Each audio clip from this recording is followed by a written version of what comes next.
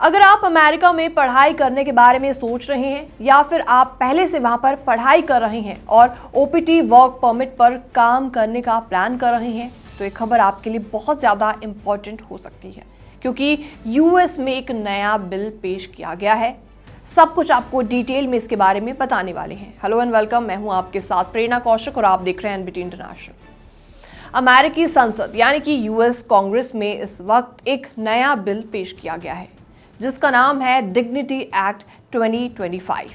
इस बिल में एक ऐसा प्रस्ताव शामिल किया गया है जो इंटरनेशनल स्टूडेंट्स की जेब पर सीधा असर डाल सकता है। डिग्निटी एक्ट के तहत अब ओपीटी पर काम करने वाले इंटरनेशनल स्टूडेंट्स को FICA टैक्स देना पड़ सकता है। तो आप ये सोच रहे होंगे कि FICA टैक्स होता क्या है।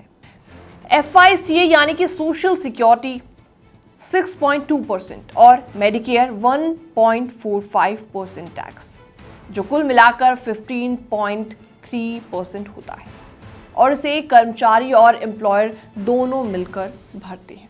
अब तक ओपीटी पर काम करने वाले विदेशी स्टूडेंट्स को ये टैक्स नहीं देना पड़ता था, क्योंकि उन्हें नॉन रेजिडेंट की कैटेगरी में गिना जाता था, काउंट किया जाता था। लेकिन अगर ये बिल पास हो गया तो उन्हें यूएस वर्कर्स की तरह टैक्स देना पड़ेगा।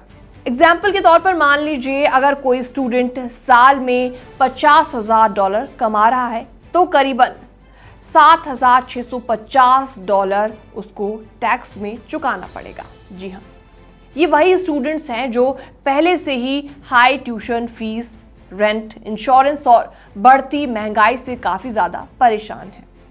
ओपीटी के बारे में भी जान लीजिए। ओपीटी यानी कि ऑप्शनल प्रैक्टिकल ट्रेनिंग। अमेरिका में इंटरनेशनल स्टूडेंट्स को अपनी पढ़ाई खत्म करने के बाद 12 महीने तक का काम करने का मौका मिलता है। स्टेम यानी कि science, technology, engineering and mathematics पढ़ाई करने वालों को ये ऑप्शंस 36 महीने तक दिए जाते हैं। अब सवाल यहाँ पर ये उठता है कि ये सब आखिर क्यों हो रहा है। डिग्निटी एक्ट को रिपब्लिकन और डेमोक्रेट सांसदों ने मिलकर पेश किया। तो इसका सीधा मकसद है अवैध प्रवासी यानी कि इलीगल इमिग्रेंट्स को लीगल स्टेटस देना, बॉर्डर सिक्योरिटी को मजबूत बनाना, स्टूडेंट वीजा पॉलिसीज में बदलाव करना। लेकिन जो सबसे ज्यादा इसमें कंट्रोवर्शियल है वो है FICA टैक्स का प्रपोजल। तो आखिर इस बिल का विरोध क्यों हो रहा है, ये भी जान लीजिए। दरअसल क्रिटिक्स का कहना है कि अमेरिका अगर चाहता है कि दुनिया भर के टैलेंटेड स्टूडेंट्स उसके यहाँ पढ़ने के लिए आए, तो फिर उन पर ऐसा आर्थिक बोझ क्यों डाला जा रहा है। USCIS के नए डायरेक्टर जोसेफ का कहना है कि ओपीटी प्रोग्राम का कई कंपनियां गलत फायदा उठाती हैं।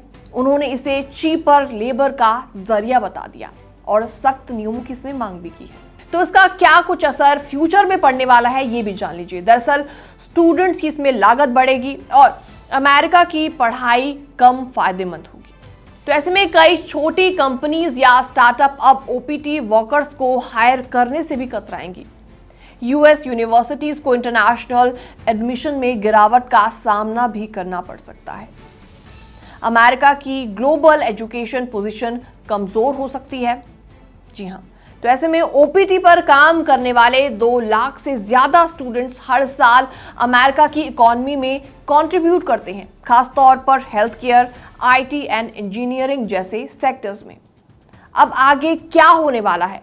फिलहाल डिग्निटी एक्ट अभी कांग्रेस में है और इस पर बहस लगातार चल रही है। कई universities, student groups and private companies इस टैक्स प्रपोजल का विरोध कर रही हैं। लेकिन ये साफ संकेत हैं कि अमेरिका अब इंटरनेशनल स्टूडेंट्स को सिर्फ विद्यार्थी नहीं, स्टूडेंट नहीं, बल्कि वर्कर के तौर पर देख रहा है, जिनसे टैक्स वसूला जा सकता है। तो अगर आप अमेरिका में पढ़ाई के बारे में प्लान कर रहे हैं तो आने वाले टाइम में उस फैसले का कॉस्ट बेनिफिट दोबारा सोचना पड़ सकता है। फिलहाल इस रिपोर्ट में इतना ही। बाकी तमाम अपडेट्स के लिए बने रहिए एनबीटी इंटरनेशनल के साथ।